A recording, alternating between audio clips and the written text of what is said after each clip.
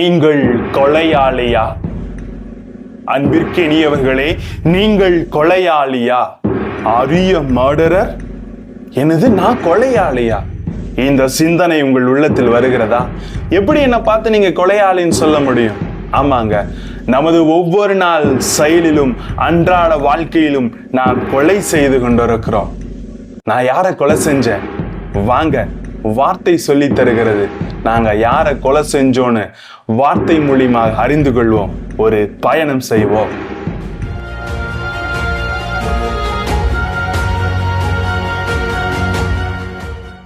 Praise the Lord. இயேசுவுக்கே புகழ், இயேசுவுக்கே நன்றி. என் அருள்நாதர் இயேசுவின் ஆசீரும் அருளும் உங்களையும் உங்கள் குடும்பத்தையும் நிறைவாக ஆசீர்வதிக்க உங்களை நான் வாழ்த்துகிறேன். எனக்கு அருமை மிக்கவர்களே, நீங்கள் கொலையாளியா என்று நான் ஏன் கேட்டேன் என்றால், இன்றைய உலகில் ஒவ்வொரு நாளும் வெறுப்பு தன்மை ஒரு மனிதன் உள்ளத்திலே அதிகரித்து கொண்டிருக்கிறது. வெறுப்பின் வழியாக எத்தனையோ உள்ளங்கள் அழிக்கப்படுகிறது. ஆம், 1 யோவான் 3:15 சொல்லுகிறது, தம் சகோதர சகோதரிகளை வெறுப்போர் அனைவரும் கொலையாளிகள், எந்த கொலையாளியிடமும் நிலைவாழ்வு இராது. நாம் முழுமையான நிலைவாழ்வை பெற வேண்டும் என்றால் நான் நமது உள்ளத்திலே வெறுப்புணர்வை களைந்தெறிய வேண்டும். வெறுப்பு உணர்வு எனது உள்ளத்தில் இருக்கின்ற ஒவ்வொரு நாளும் நான் ஒவ்வொரு மனிதனை கொலை செய்து நான் மர்டராக மாறிக்கொண்டிருக்கிறேன், நான் கொலையாளியாக மாறிக்கொண்டிருக்கிறேன். பாந்தவர்களே, பொதுவா சொல்லுவாங்க இல்லையா, சாத்தான் அவன் ஒரு கொலையாளி, பொய்மையின் பிறப்பிடம் அவன். அந்த பொய்மையின் பிறப்பிடம் நமது உள்ளத்தை ஆட்கொள்ளும் வழியாக நாம் பிறரை வெறுக்கின்றோம். வெறுப்புணர்வு நமது உள்ளத்திலே முழுமையாக வந்து விடுகிறது. இன்றைய வாசகங்களை சற்று சிந்தனை செய்து பார்க்கின்ற பொழுது, முதல் வாசகத்திலே சாலமோன் ஞானத்திலிருந்து 2:12 சொல்லுகிறது, நீதிமான்களை தாக்க பதுங்கி இருப்போம், ஏனெனில் அவர்கள் நமக்கு தொல்லைகளாயிருக்கிறார்கள். நன்மை எடுத்துரைக்கின்ற நீதிமான்கள் இந்த வெறுப்புணர்வோடு பார்க்கிறவங்களுக்கு தொல்லைக்காரங்களா தெரிகிறாங்க. அடுத்ததாக, இழிவான சாவுக்கு அவர்களை தீர்ப்பிடுவோம், பொறுமையை ஆய்ந்தறிவோம், வசைமொழி கூறி துன்புறுத்துவோம், அவர்களை சோதித்தறிவோம். இன்னைக்கு இந்த சோதனை தான் நற்செய்தியிலே ஆண்டவருக்கும் வருகிறது. இந்த பரிசேயர் சதுசேயர்கள் மறைநூல் அறிஞர்கள் இயேசுவின் மீது வெறுப்புணர்வையும் எதிர்ப்புணர்வையும் கொள்ளுகிறார்கள். இன்னைக்கு நம்ம யோசிச்சு பார்த்திருக்கோமா, காரணமே இல்லாம ஒருத்தர் வெறுப்போம். ஒரு பையனை கூப்பிட்டு, ஏன்பா பக்கத்து வீட்டுல நீ பேசலன்னு கேட்டா, எங்க அப்பா அம்மாவுக்கு பிடிக்கல, அவங்க பேசக்கூடாதுன்னு சொல்லிட்டாங்க, அதனால நான் பேசல. ஏன் அவன் பேசலன்றதே அவனுக்கு தெரியாது. பக்கத்து ஒரு பெஞ்சில் உட்காந்துட்டு இருப்போம், காலேஜ்லயோ ஸ்கூல்லயோ, முன்னாடி பெஞ்சுக்கிட்ட பேச மாட்டோம், ஏன்னா என் ஃப்ரெண்டு அவகிட்ட பேச மாட்டான், நான் பேச மாட்டேன்.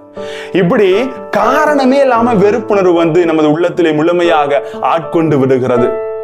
ஆண்டவரை அழகாக என்று சொல்லி தருகிறார். இந்த வெறுப்புணர்வை நமது உள்ளத்தில் ஆணிவேராக வேரூன்ற விடாமல் அதை பிடுங்கி எரிய வேண்டும் என்று கற்றுத் தருகிறார். அன்பார்ந்தவர்களே, இன்னைக்கு பாத்தீங்கன்னா இந்த பரிசேயரும் சதுசேயர்களும் ஆண்டவர் மீதும் அவர் மக்கள் மீதும் எப்படி வெறுப்பு கொண்டார்கள் என்று சிந்தனை செய்து பார்ப்போம்.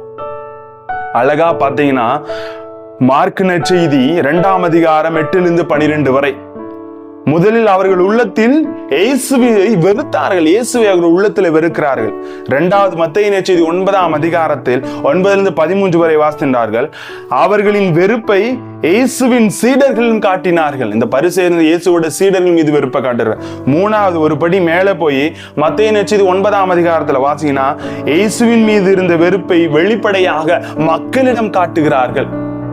மேலும் இறுதியாக அவர்களின் வெறுப்பு இயேசுவை மையமாக கொண்டிருந்தது. இயேசு ஏன் வெறுத்தாங்கன்னா, அவர் நன்மை செய்தார், சென்ற இடமெல்லாம் அற்புதங்களை செய்தார், ஏழை எளியவர்களை வழி நடத்தினார், ஓய்வு நாள் என்று பாராமல் கூட நன்மை தான் முக்கியம் என்று அவர்கள் மருத்துவருக்கெல்லாம் மருத்துவராக இருந்து சுகம் கொடுத்தார். இதனால் இந்த பரிசேயர்களுக்கும் சதுசேயர்கள் உள்ளத்திலே வெறுப்பு வருகிறது. இந்த வெறுப்பு ஒரு மனிதனை அழித்தொழித்து கொலையாளியாக மாற்றி கொண்டிருக்கிறது. அவரை சிலுவையில் அறைஞ்சு தொங்க விட்டதை விட அவர் மீது கொண்ட அந்த வெறுப்பு தான் அவர்களை ஒவ்வொரு நாள் கொலையாளியாக மாற்றி ஆண்டவர் இயேசுவை சிலுவை மரத்தை நோக்கி அழைத்து செல்லுகிறது. இந்த வெறுப்பு ஒரு மனிதனை முற்றிலுமாக அழித்தொழித்து விடுகிறது. இதைத்தான் இன்று வார்த்தை சொல்லித் தருகிறது. எனவே நமது உள்ளத்திலே என் பகைவருக்கும் எனக்கும் பாலம் அமைப்பவர் என் அருள்நாதர் இயேசு என்பதை உணர்ந்து அந்த பாலத்தில் நான் நடக்க வெறுப்பை தூக்கி எறிந்து அன்பை நான் மையமாக கொண்டு வாழ வேண்டும். இதைத்தான் ஆண்டவர் செய்கிறார். சுக்குநூறா உடைச்சு அவரை என்னென்னவோ சித்திரவதை செஞ்சாங்க. ஆனால் அவர் ஒருபோதும் இந்த பரிசேயர் சதுசேயரின் மீதும் தலைமை குருக்கள் மீதும் இவன் ஒழிகை என்று கூறிய மக்கள் மீதும் இவர் வெறுப்பு கொள்ளவில்லை. அவர்கள் மீது இரக்கம் கொள்வதை பார்க்கிறோம். எனவே நமது உள்ளத்திலே இந்த வெறுப்புணர்வை களைந்தெறிகின்ற பொழுது நாம் பகைமை உணர்விலிருந்து வெளிவருகிறோம். நாம் கொலையாளியாக மாறாமல் ஆண்டவரது பிள்ளையாக மாற்றப்படுகிறோம். இன்றிலிருந்து உணர்ந்து கொள்ளுங்கள், எனது வாழ்க்கையிலே நான் எனது வெறுப்பால் எத்தனை பேரை கொலை செய்து கொண்டிருக்கிறேன்.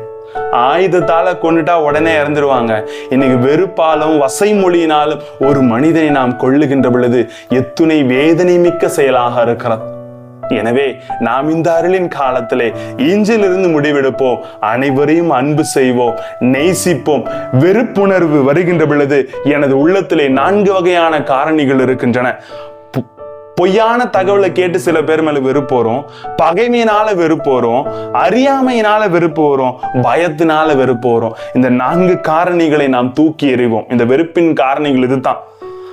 பொய்யான தகவல், பகைமை, அறியாமை, பயம் இதெல்லாம் தூக்கி எறிந்து அன்பை மையப்படுத்துவோம். ஒருவர் மற்றவரை நேசிப்போம். நாம் கொலையாளி என்ற பட்டத்திலிருந்து விடுதலை பெறுவோம். இறைவன் என்றென்றும் நம்மோடு. செய்வோமா? Praise the Lord.